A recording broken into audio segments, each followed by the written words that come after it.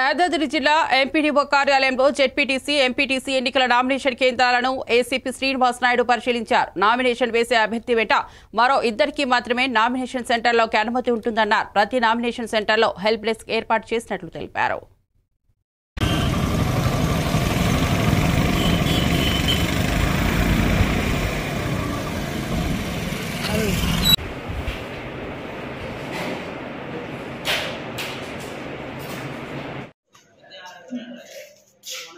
నమస్తే.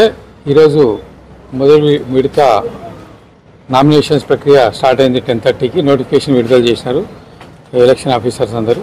ఈరోజు మార్నింగ్ 10:30కి అన్ని చోట్ల అంటే మా డివిజన్లో 6 మండలాల్లో మండల కేంద్రంలో ఎంపీడీఓ ఆఫీస్లో ఆల్రెడీ స్టార్ట్ చేసినారు అప్లికేషన్ తీసుకోవడం, నామినేషన్స్ తీసుకోవడం. అయితే ప్రస్తుతానికి ఆలేరులో ఇప్పటివరకు ఎటువంటి అప్లికేషన్ రాలేదు. యాదగిరిగుట్ట మిగతా చోట్లంతా కూడా అప్లికేషన్స్ వస్తూ ఉన్నాయి. కాబట్టి దానికి తగ్గట్టు మేము ఇక్కడ బందోబస్తు ఏర్పాటు చేయడం జరిగింది. ఇక్కడ సిఐ గారు, ఎస్ఐ గారు అందరూ ఉన్నారు. 100 మీటర్ దూరంలో మేము ఇక్కడ ఒక చెక్ పోస్ట్ పెట్టడం జరిగింది. అది ఎందుకంటే నామినేషన్ చేసే వ్యక్తి మరియు ఇద్దరికి ఇక్కడ అనుమతి ఉంది, గరిష్టంగా 3 వ్యక్తులకి అనుమతి ఉంది. కాబట్టి ఆ చెక్ చేసి అక్కడే 3ని అలౌ చేయడం జరుగుతుంది. అదే కాకుండా ఇక్కడ మొత్తం 4 కౌంటర్లు 3 కౌంటర్లు పెట్టుకున్నారు. ఒకటి జెడ్పీటీసీకి, 2 ఎంపీటీసీకి. అక్కడ కూడా మనము ఫోర్స్ ఇవ్వడం జరిగింది.